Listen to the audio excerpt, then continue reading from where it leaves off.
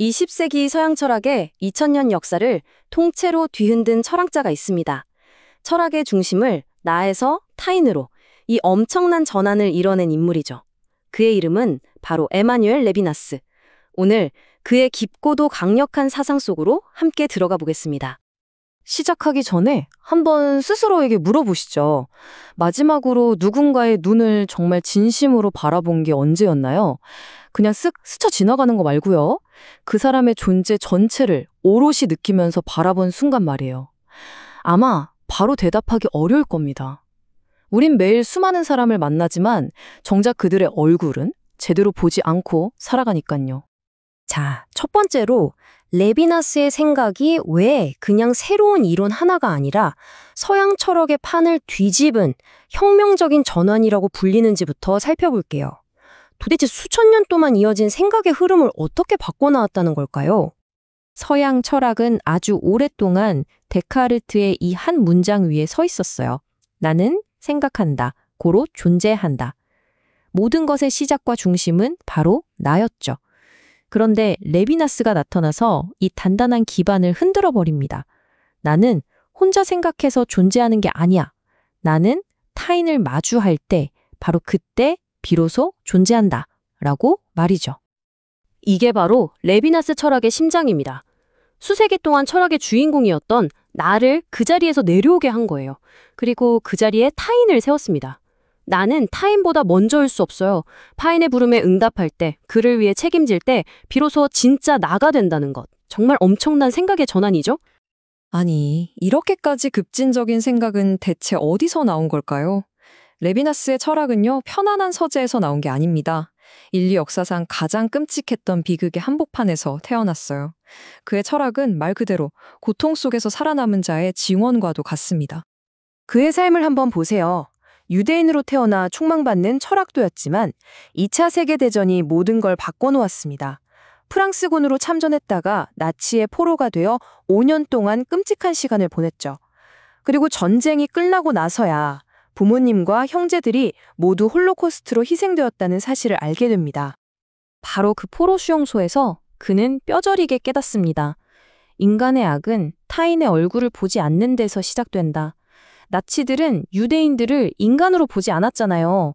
그냥 숫자로 처리해야 할 물건으로 취급했죠. 레비나스는 생각했습니다. 만약 그들이 한 명 한 명의 얼굴을, 그 눈을 제대로 마주했다면 과연 그런 짓을 할 수 있었을까? 이 끔찍한 현실 앞에서 레비나스는 물을 수밖에 없었어요. 그 위대하다는 철학은 대체 뭘 했는가? 심지어 자신의 스승이었던 천재 철학자 하이데거조차 나치에 협력했으니까요. 그는 결론을 내립니다. 아, 서양 철학은 실패했구나. 존재가 뭐니, 본질이 뭐니 하는 어려운 이야기만 하다가 가장 중요한 것, 바로 윤리를 완전히 잊어버렸던 겁니다. 이렇게 윤리를 잃어버린 철학의 폐허 위에서 레비나스는 완전히 새로운 시작을 해야만 했습니다. 그가 겪은 비극에 대한 응답으로 탄생한 것, 그것이 바로 그의 가장 중요한 사상, 얼굴의 철학입니다. 자, 여기서 말하는 얼굴은요, 우리가 생각하는 코, 입, 눈, 이게 아닙니다. 이게 정말 중요해요. 이건 하나의 개념이에요. 한 사람의 존재 그 자체, 그의 연약함, 그리고 내가 결코 다 파악하거나 소유할 수 없는 그 사람의 무한함, 그걸 상징하는 게 바로 얼굴입니다. 우리가 타인의 얼굴을 마주할 때 그 얼굴은 우리에게 아무 말도 하지 않지만 아주 강력한 명령을 내립니다. 바로 나를 죽이지 말라. 이건 단순히 살인하지 말라는 뜻을 훌쩍 뛰어넘어요. 나를 무시하지 마. 나를 너 편한 대로 이용하지 마. 내 고통을 외면하지 마. 라는 거부할 수 없는 윤리적인 호소인 거죠.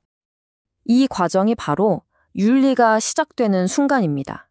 타인의 얼굴과 마주치고 그 침묵의 명령을 듣는 순간 나는 원하든 원치 않던 그 사람에 대한 책임을 느끼게 된다는 거예요. 그리고 진짜 놀라운 건 이겁니다. 레비나스는 바로 이 책임을 받아들일 때 비로소 진정한 나가 태어난다고 말해요. 책임이 없으면 나도 없는 거죠. 좀 더 쉽게 예를 들어볼까요? 길을 가는데 어떤 사람이 쓰러져 있어요. 그때 우리가 저 사람을 돕는 게 나한테 이득일까? 이렇게 계산하기 전에 그냥 본능적으로 도와야 하는데 하고 느끼는 그 불편한 의무감 있잖아요. 바로 그게 어떤 법이나 규칙 때문이 아니라 타인의 얼굴이 나에게 보내는 직접적인 부름이라는 겁니다. 이렇게 타인에 대한 책임이 우리 존재의 가장 근본적인 조건이 된다면 우리가 아주 중요하게 생각하는 다른 가치들은 어떻게 될까요? 예를 들면 자유나 사랑 같은 것들이요. 레비나스의 생각은 이 개념들마저 완전히 새롭게 보게 만듭니다. 레비나스의 윤리는 사실 굉장히 까다롭고 우리에게 많은 걸 요구해요. 그는 타인에 대한 우리의 책임이 끝이 없다고 말합니다. 네가 나한테 이만큼 해줬으니 나도 이만큼 해줄게 같은 거래가 아니에요. 이건 완전히 일방적이고 비대칭적입니다. 나는 타인에게 무한히 책임져야 하지만 그에게 똑같은 걸 요구할 수는 없다는 거죠. 자유에 대한 생각도 한번 보세요. 보통 우리는 자유를 간섭으로부터의 자유, 내가 하고 싶은 걸 할 자유라고 생각하잖아요. 그런데 레비나스는 묻습니다. 그렇게 제멋대로 하는 자유가 결국 폭력이 되지 않았느냐고. 그가 말하는 진짜 자유는 타인을 위한 자유입니다. 타인의 부름에 응답하고 그를 위해 나의 자유를 기꺼이 내어줄 수 있는 능력, 그게 진짜 자유라는 거죠. 사랑도 마찬가지입니다. 레비나스에게 사랑은 그냥 뜨거운 감정이 아니에요. 그건 윤리적 책임의 최고 단계입니다. 타인의 고통을 그냥 안타까워하는 걸 넘어서 그 무게를 내 어깨에 대신 짊어지는 것, 그게 바로 사랑이라는 겁니다. 그 무게를 짊어질 때 우리는 비로소 진짜 인간이 된다는 거고요. 자, 지금까지 레비나스의 핵심적인 생각들을 살펴봤습니다. 이제 마지막으로 이 수십 년 전의 철학이 오늘날 점점 더 얼굴을 잃어가는 우리 세상에 어떤 날카로운 질문을 던지는지 한번 생각해 볼 시간입니다. 한번 생각해 보세요. 오늘날 우리는 수많은 정보를 접하지만 사실은 점점 더 얼굴을 보지 못하는 세상에 살고 있는지도 모릅니다. 뉴스 속의 통계 숫자는 한 사람 한 사람의 고통스러운 얼굴을 가려버리죠.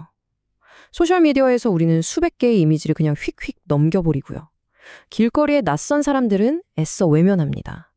우리는 점점 더 무감각해지고 있는 겁니다. 그럼 어떻게 해야 할까요? 레비나스가 우리에게 주는 해답은 놀라울 만큼 단순합니다.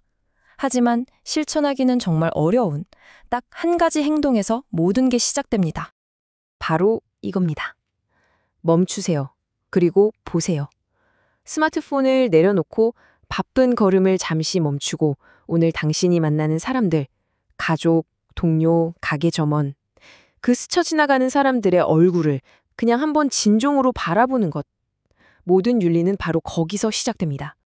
이게 바로 레비나스가 우리에게 주는 궁극적인 메시지일 겁니다. 당신은 혼자 존재하는 섬이 아니라는 것.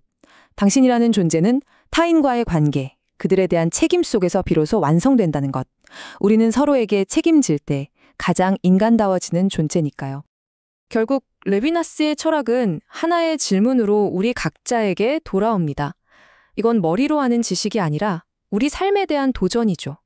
내일 당신은 누구의 얼굴을 진정으로 마주하시겠습니까?